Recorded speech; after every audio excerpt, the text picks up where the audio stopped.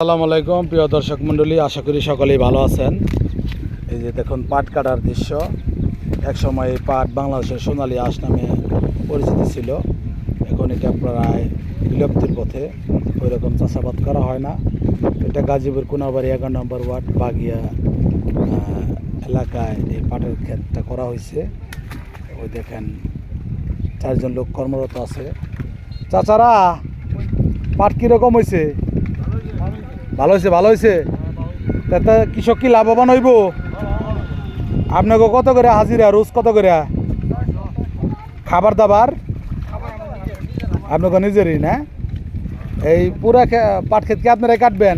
কথা হয়েছে এরকম? কালকে কি আবার আসবো? পাট গাছ অনেক স্বাস্থ্যবান হয়েছে না? মোটামুটি আলু ক্ষেত আসছিল, তাকে আলু ক্ষেতের মধ্যে পাট বুনে দিছে যাতে গাছের শক্তিটা কমা জায়গা, গাছটাও নিধন হয়ে গেল। প্রিয় দর্শক মণ্ডলী, চাচা আপনার বাড়ি কোথায়? নেত্রকোনা। আপনার নাম কি? নেরু। আর আপনার বাড়ি কোথায়? নেত্রকোনা। ওই পাশে ওই চাচার আপনার বাড়ি কোথায়? ওই লোকেরও সিরাজগঞ্জ না? প্রিয় দর্শক মণ্ডলী, এই যারা কাজে কর্মরত আছেন ওনারা বলতেছেন যে পাটের বাম্পার ফলন হয়েছে। দেখুন মাশাআল্লাহ, অনেক সুন্দর পাট কাটা হইতেছে। এগুলা আবার জাগ দেওয়া হবে পানিতে। একসময় এই পাট বাংলাদেশের প্রধান অর্থকারী ফসল ছিল। এই পাট দেশের বাইরে রপ্তানি করা হইতো। আর পাটের পণ্য বিশ্বব্যাপী পরিচিতি ছিল। বাংলাদেশের পাটের সুনাম ছিল, সোনালী আঁশ পাট।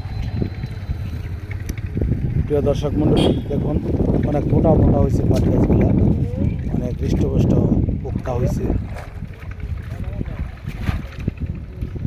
প্রিয় দর্শক মণ্ডলী, দেখুন অনেক পরিশ্রম করতেছেন। এই সকাল থেকে ওনারা পানিতে নেমে এই পাট গাছ কাটতেছেন। এই পাট দিয়ে পাটের ব্যাগ, ছালা এগুলো তৈরি করা হয়। পরিবেশ বান্ধব, কোনো ক্ষতি হয় না। আর পাটের ভিতরে যে শোলা থাকে, সমলি, এটা দিয়ে পাটেক্স তৈরি করা হয়। আরও অন্যান্য জিনিসও তৈরি করা হয়, আমি সঠিক কথাটা জানি না। তবে পাটের ছালা যে তৈরি করা হয়, তারপরে পাটের সুতলি, পাটের ব্যাগ দেশের বাইরে রপ্তানি করা হয়। এটা পরিবেশ বান্ধব, এটা মাটিতে পচে যায়, যার জন্য পরিবেশের কোনো বিরূপ প্রভাব পড়ে না। আর পলি ব্যাগ তো অনেক ক্ষতি পরিবেশের জন্য, ওটা পচে না। প্রিয় দর্শক মণ্ডলী, আমরা সকলেই বেশি পাটজাত পণ্য ব্যবহার করব। পরিবেশের জন্য ভালো থাকবে, পরিবেশের ভারসাম্য ভালো থাকবে। সবাই ভালো থাকবেন, সুস্থ থাকবেন এই কামনা করি। আসসালামু আলাইকুম ওয়া রাহমাতুল্লাহ।